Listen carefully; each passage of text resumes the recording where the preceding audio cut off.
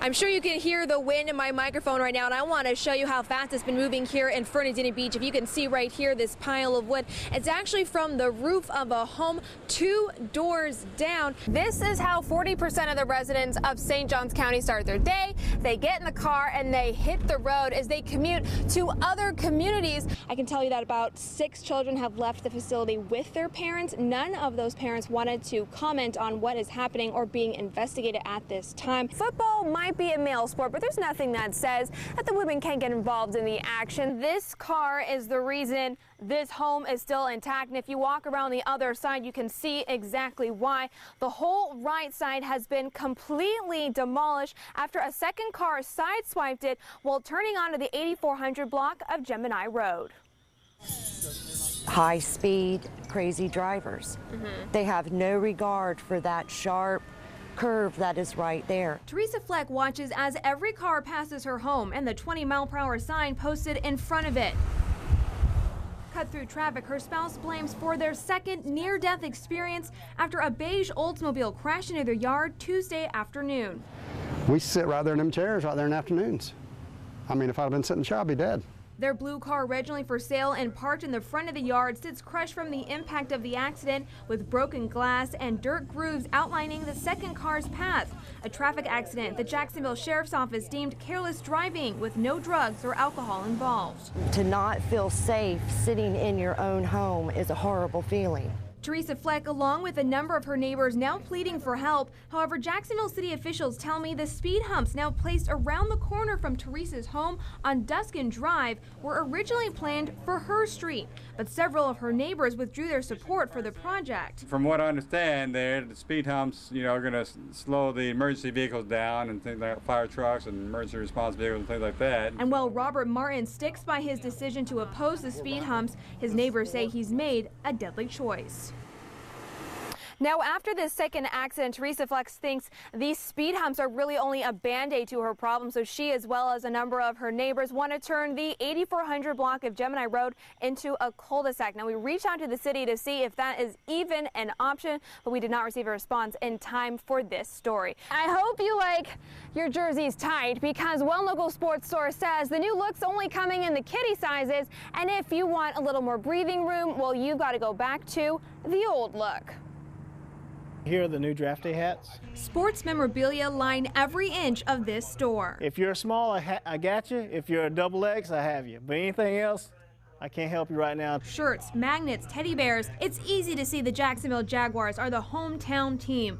But look closely at what's on sale and you'll see one major thing missing: the new logo and new jerseys. We have the MJD kids jerseys in, but most of the people want the adult jerseys. Sportsmania has no adult sizes with the new, more aggressive look. This whole wall is the old stuff. It's my skeleton wall right now. The only thing the store has in stock is a few new Jax polos, t-shirts, and hats. But as quickly as they come in, they're sold. This is their 4th order of headgear since April. Get everybody excited about it, and then the product not be available until months later. Terry Trinidad and his boss have been fielding calls for months and taking heat from fans in person, all desperate for new gear. But the answer is always the same. Nike don't really have them all on the shelf right now, as far as even the blank jerseys to be made. Now, the Jags tell me the new overhauled look, they're expecting to get it in June. Sportsmania says July. Now, Dick says that they do have some of the new jerseys. I asked them where they got it from, and the manager told me he could not tell me because he said he does not do shipment. Now, I also reached out to Nike to see if we can get some sort of deadline on this. They did not return my call, though, in time for this store. And you guys put together a number of events. It sounds like about 25 overall, and this is one of the smaller ones, but it's been creating some of the biggest problems. Is that right? Yeah, we don't have this with any other event. Danny Wimmer, my partner, is from Jacksonville, loves it here, wants to do a lot of business here, but this is a really unusual circumstance for us and something that we're really going to have to consider. And it sounds like your partner Danny has actually spent 8 days here recently on this trip trying to talk to everybody on City Council to get his point across. Will you be making it back to City Council as this continues its way through the system? No, for me, I've been here 6 times this year.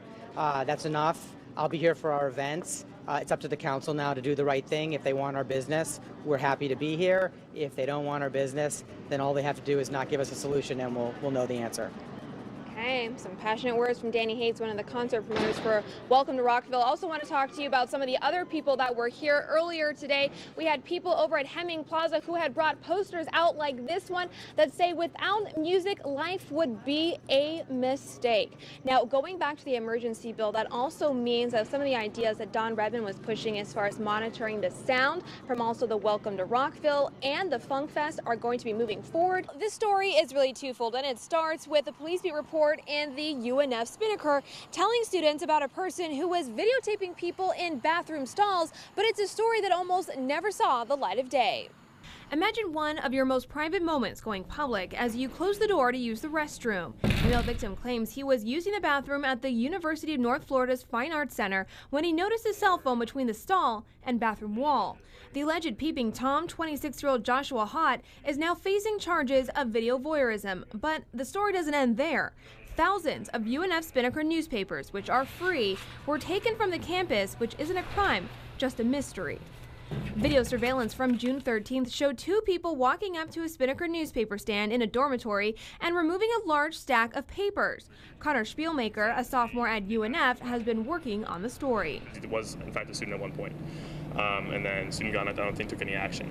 And then I don't think right away, but shortly after, somebody just realized, hey, this guy might be an FHP officer. FHP confirms one of the people involved in the incident was Trooper Steve Coppola, and the reason the Spinnaker says they were taken. There's an article in the Police Beat, which is campus crime, goes into our paper as well as online, and there was a man named Joshua Hott who was arrested for videotaping someone using the restroom at the Lazard Performing Arts Hall. And he said that he had taken the paper to kind of cover that up in an effort to protect Joshua Hott's younger brother, who was still a student. We've been told by FHP that they looked into the incident and found no violation of policy or wrongdoing, and added that Coppola was off duty and out of uniform.